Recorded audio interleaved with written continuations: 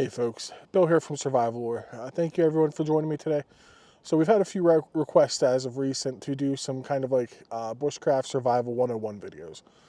And I thought I'd start today by going over the basics of putting a kit together and kind of the essentials and the bedrock foundation you want to set for when you're starting your outdoor adventure. So this isn't a backpacking kit. This is going to be like not even these specific individual items. But these categories and kind of things you want to put in your basic backpack. So whether you're going to have to practice bushcraft skills, survival skills, which kind of intertwine, they can go hand in hand with each other. This is going to go over what I would recommend as kind of a beginner kit. There are a lot of other things you can add into it, a lot of different carving implements and some other stuff, but this video is going to be a foundational piece about putting just a basic kit together and what should be expected to have in a kit that can keep you well-to-do out in the woods. So we'll start with the kind of the basics I have sitting here. So these are no in particular order, but we're going to start out with, you want some kind of good belt knife. Good is the key word. It doesn't have to be expensive. It can be inexpensive. It can be something like a Mora, or you've even seen me talk about the Jorgensen utility knife. For me, the key is to be full tang. It doesn't have to be rat tang, rat tail, doesn't matter. Just a fixed blade with a good tang in it. Something that can stand up to some robust use. You don't have to be able to baton through 12-inch logs or chop down a 100-foot oak tree, but to split some wrist size firewood to get a fire going should be something that should be expected to be able to be performed by a knife. So we'll start there. So you want a good quality fixed blade knife. You can get a good knife for relatively inexpensive nowadays. Moras, Jorgensen, Haltifors, BPS even. There are other companies out there making quality knives that aren't going to break the bank, especially if you're looking to just get into this and start this adventure. So this is my Ontario Blackbird. They don't make this with the 154 cm blade anymore, but this is just a stand-in for a good belt knife. Next up, I recommend a folding saw. This is one of the best value ones out there. I'm sure a lot of you have seen it if you watched any kind of bushcraft survival videos on YouTube. This is a Baco Laplander. Don't get mistaken, these aren't the best saws out there, but they are very good and well worth their money. They're very tough, good beginner saws. So a good quality folding saw, you could do something like a Corona, a Gerber, a Fiskars. They're all going to work. Today we're just using the Baca because that's what I brought along with me today. After that, a good fire steel. Doesn't have to be huge like this. Even this one isn't relatively expensive. I think I paid like $15 for the blank and put it in a piece of elk antler. So you can get ferro rods at Dunham's, Walmart now even sells them, Amazon, wherever it may be. You can get them relatively inexpensive now, so have a good ferro rod for starting your fires. You're also going to want to have, with your knife, something to sharpen it with. This is a Phone Even DC4 sharpening stone. You can get different ones made by Smith's, Work Sharp. You can get some generic ones off Amazon, whatever it may be. Get something that you can keep your blade relatively sharp and safe to use. So having a sharpening implement for your tools is one of those keys to your bushcraft kit, your bushcraft or survival kit. So next up, we're going to go over a few other things. We have cordage. This is just simple bank line. This is number 18. That's generally what I carry. I found it's heavy enough to do whatever I generally need. This is not quite a full roll, but almost.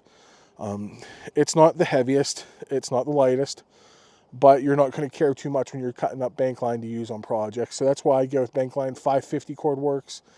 Atwood makes a bunch of different offerings, but bank line is my go-to.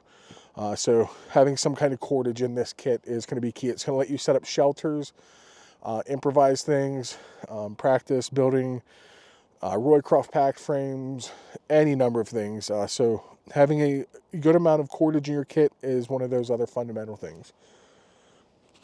Next up, we have a map and we have a compass in here. So You can get maps at mytopo.com. This isn't sponsored by anybody. This is just me telling you what the resources are and where you can get things. MyTopo, you can get maps printed relatively cheap, and they are high quality maps. And you also want to have a good compass. This one's a Brunton. It's a base plate. It will work for anybody getting started out. I have a Right in the Rain notebook and a lead pencil in there to take notes on navigating things I may need. But you don't need that. But a compass and a map are also one of those things you should have in your kit when you're getting started. Whether you're just learning how to navigate with a compass and map, or you've been doing it for a while, if you went to the military, whatever it may be, scouts, you want to have this in your kit. Again, bushcraft, maybe not so much. You're not going out, you're not necessarily navigating, but for practicing survival skills, it's one of the key items to have in your outfit. So we'll set this over here. After that, we're going to break into the pack right here. So when you're going out, you're going to want to have some kind of drinking and cooking vessel. There are dozens, if not hundreds, of different options. We're going to go with something pretty basic today. This is just a stainless steel water bottle. This is one of the old Nalgene Guyot designs. They don't make these anymore, and I don't think they're going to again. So you don't necessarily have to get this. Clean Canteen makes them. There are plenty of other titanium options and single wall stainless options on Amazon. Most stores carry something. This is what I would recommend: a stainless steel single wall water bottle and a glacier cup. You can get these at Walmart. They're like $6-7 if that. I found them at thrift stores before.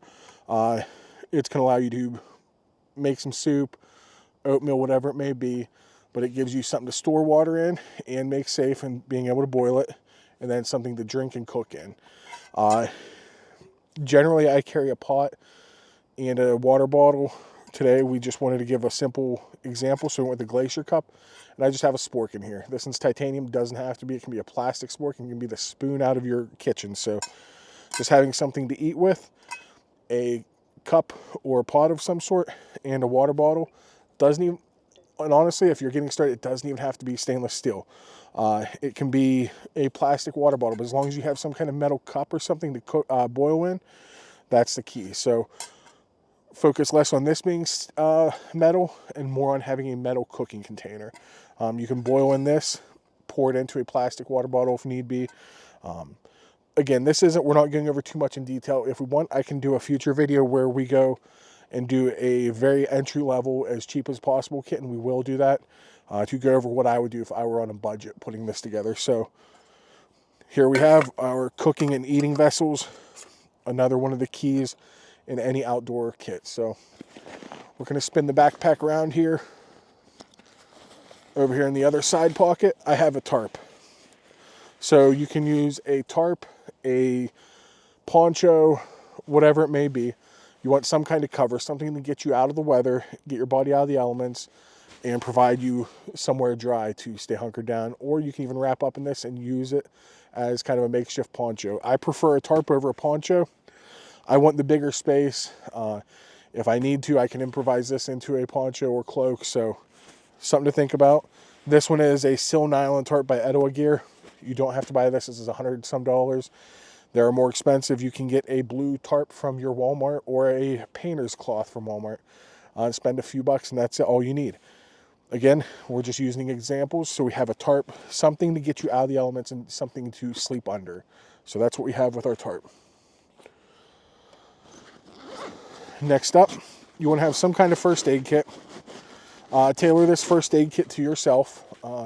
Generally, a good idea, you can buy one of the pre-made store kits, but empty it out, see what's in it, see what works with it. It should give you a decent container, and then customize it. Put what you need in there. Moleskin, friction tape. I have a tourniquet on mine. I believe if you're going to be using tools out in the woods, always have a tourniquet with you.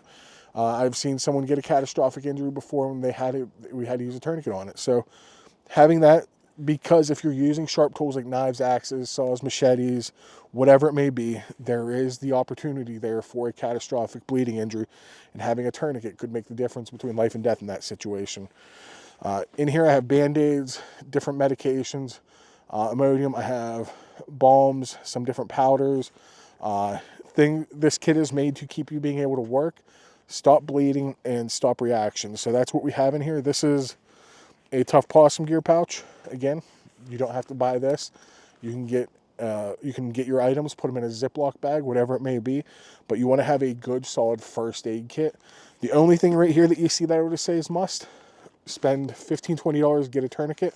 This is an SOF tourniquet. There are different ones out there. This is one I have training on how to use, so that's what I pack in my kits.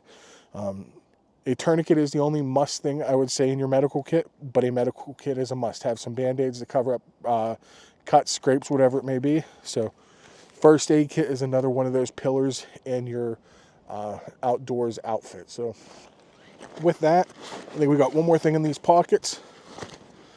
So here we go. We got some kind of light. This is a flashlight,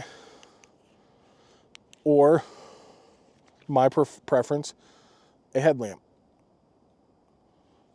Turn that off. You want to be able to work at dark, whether the sun's going down. This is going to be able to extend the amount of time you have to work outside. It's going to make you able to move in the dark, set up camp, work around camp, whatever it may be. Being able to operate in the dark is key. So having a light source of some kind is a must-have. I personally carry a flashlight and a headlamp. Either or will work, preferably a headlamp, and you don't have to spend a lot of money. This is a Princeton Tech. When I bought it, it was about $20. Might be a little more expensive now, but you can get Energizer ones, Coast from Walmart, Amazon, wherever it may be. You don't have to spend a ton of money to get a good headlamp nowadays. And if you buy a nice one, again, nice, this was $22, I believe. That was 15 years ago, and I'm still using it, so keep that in mind. And the last thing, a couple things, we have something to sleep under. We have water, fire. We have, next up, what I recommend is a wool blanket if you're getting started out. You can get the Army Surplus. That will work when you're starting out. This one is a Trapper's Point blanket. These are like the kind that your grandparents probably have in their house. You can buy these still on Amazon, on eBay used. I think I paid like $150 for this one. It's a really nice one. Doesn't have to be this. It can be the $20 surplus blanket from eBay, from Amazon, from your local thrift store. That's a good place to look. I found wool blankets there before. Army Surplus, you can get an Army Surplus blanket for $25, $30. And you can even find those wool blankets at thrift stores even cheaper sometimes. But having a wool blanket is something I highly recommend. It's not waterproof. It's not the end-all be-all. But in my preference, in my use, I think a wool blanket is a good starting point. You can add a nice, more expensive sleeping bag down the road. But to get started out, a quality wool blanket is what I would go with. Look something you want to tight weave, something that has a thick nap to it. You don't necessarily have to go with the brand. There are good brands out there, and when you start looking, you'll see what they are. Think about that when you're making it. And my advice on a wool blanket, buy the best one you can afford. This is the one place out of everywhere I would not skimp. Buy the nicest wool blanket you can afford when you're putting the kit together. That is my biggest recommendation. You will not regret it. And the last thing I think I have in here, so we covered the ferro rod earlier. That is a key piece to practicing these skills, but another thing is just having a fire kit. Have some tinders, whether it's cotton balls and Vaseline. Have a Bic lighter in here. A Bic lighter is pretty much a must for all your fire kits when you're getting started, and even down the road. I carry a Bic everywhere with me. I usually also have one EDC'd somewhere on me. So a Bic, I also have a flint and steel kit in here. We can do an in-depth video on my fire kit later on, but when you're building that outdoor kit, having a complete fire kit is also a key. It doesn't have to be in a fancy pouch like this one is. Ziploc bags work great for all this, guys. Put it together, test out what it is, know how to use it. That way when you get out there and you're practicing, you understand what you're doing. And then should you ever find yourself in that situation after you've practiced those skills, like, you will have that base to build off and go from. Last, or next to last, not necessarily importance, but this is just the order. A decent pack. You don't have to spend a lot. This is an LL Bean Continental Rock. I bought this on eBay for like $40 a long time ago. Been using it forever and it's held up.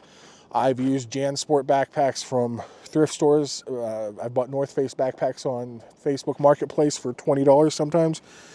You don't have to spend a ton of money to get a quality backpack, but get a quality backpack. $30, $40 will get you a very nice backpack that will last you. The key is you want a backpack that is big enough to hold all your stuff. This is a decent sized backpack. I think it's about 27 or 37 liters. I can't remember which it is. I don't get too hung up on that. It's just big enough for my kit. So we have that. So a backpack to carry your outfit in. First aid, string, map and compass, knife, saw, fire kit, lighting device. And one of the last things, have a survival kit. So your basic outfit that we've went over so far is that baseline stuff you carry. That's when you're going out, you have plans that you're expecting to do. You're going to go out and do a project or something. A survival kit is the supplement to that. That we're not going to go through this. This is the one I've been putting together. This is my personal kit. It's in a tin here. This kit supplements the rest of this. So this is the stuff in here that you don't pack normally, that you don't think you're going to need. But should you find yourself stranded, there are things in here that will make your life a lot easier. So we have that, and that's what's in here. So having a survival kit to go along with the rest of your outdoors outfit, your whatever it is, bushcraft or survival kit, this is the insurance on that kit. This lets you fill in the gaps that anywhere in here is missed. And if you watch my videos, you're going to see ideas for survival kits. You'll see this one in a future video and what that covers. And this isn't what you're going out to camp with. It's fun experiments. If you practice, you can take this out and do an overnight with it. But this is for emergency use. This, if you have to break into here, stuff's gone wrong, and you're kind of in up shit creek. So, and this is going to be the last thing I recommend.